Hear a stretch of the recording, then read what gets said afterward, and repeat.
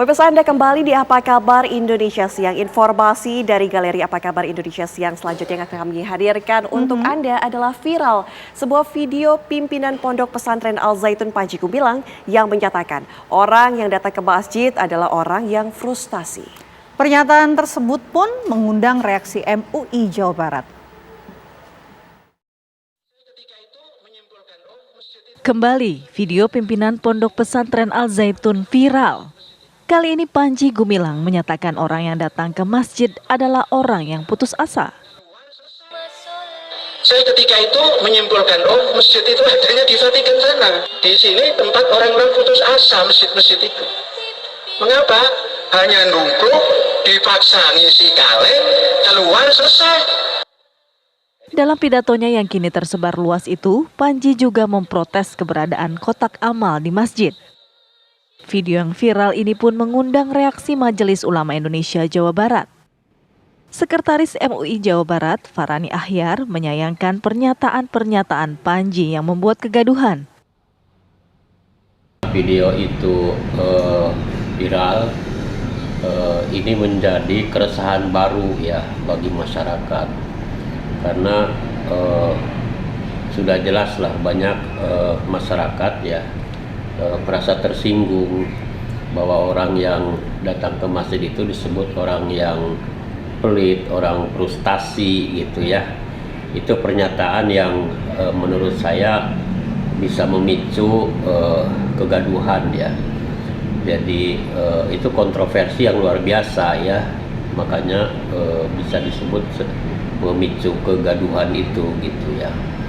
Nah jadi bagaimana tidak, orang datang ke masjid itu kan untuk beribadah dengan hati yang tenang, dengan hati yang khusyuk ya, yang ikhlas. Tapi kok disebut sebagai orang frustasi gitu. Sekretaris MUI Jawa Barat juga menolak disebut selalu reaktif terhadap pernyataan-pernyataan Panji Gumilang.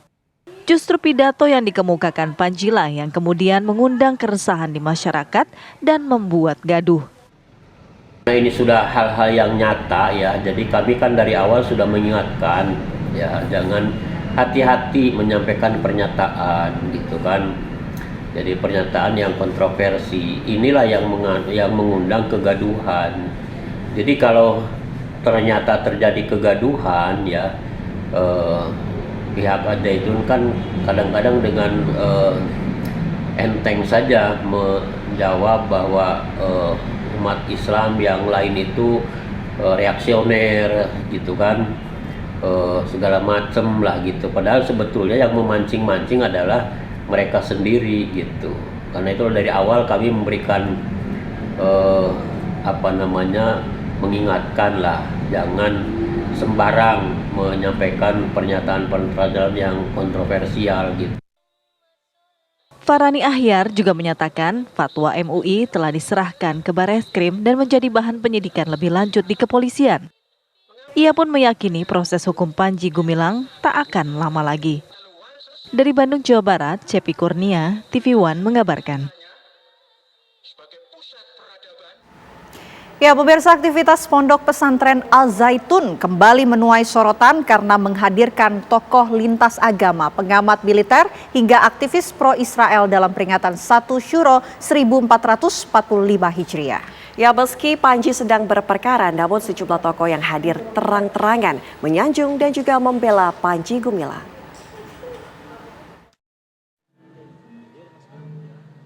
Pondok Pesantren Al Zaitun pimpinan Panji Gumilang kembali menuai sorotan usai menggelar peringatan 1 Syuro 1445 Hijriah. Acara dengan tema Toleransi dan Perdamaian untuk Persatuan Menuju Kebangkitan Kembali Indonesia Raya ini menghadirkan sejumlah tokoh. Mulai dari para tokoh lintas agama, pengamat militer, pengusaha, hingga aktivis pro-Israel.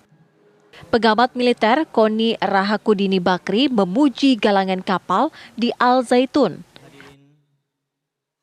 Kita memasuki era baru, era sok pintar, sok paling tahu, dan sok paling benar di tengah-tengah abad smartphone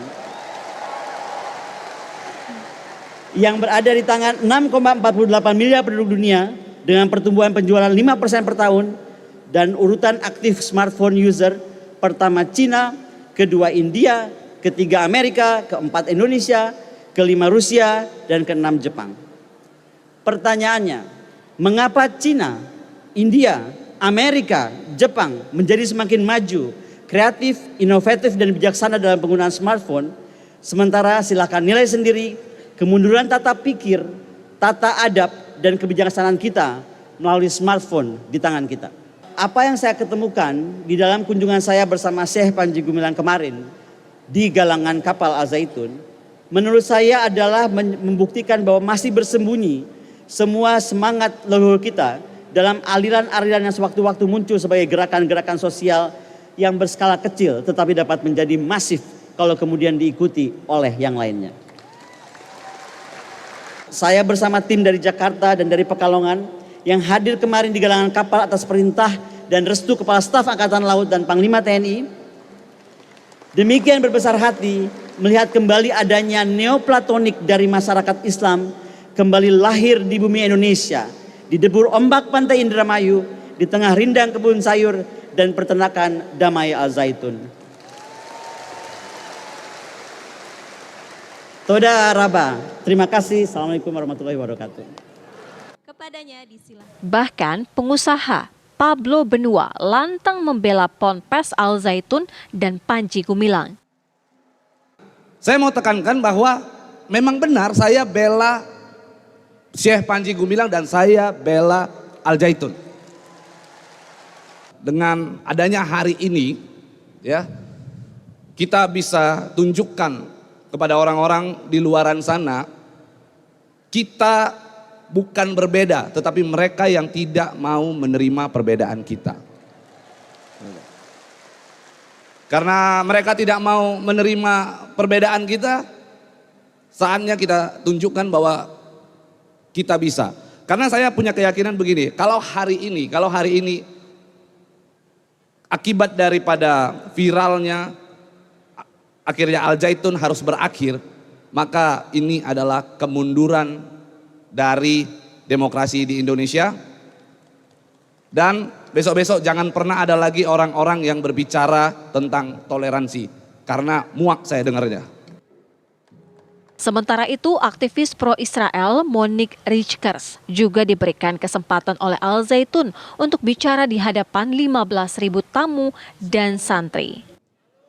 Dunia akan melihat, Indonesia akan melihat apa visi dari Syekh Panji Gumilang, visi tentang edukasi, mengubah pola pikir sejak dini yang dilakukan Al-Zaitun itu betul-betul nyata dan berbuah.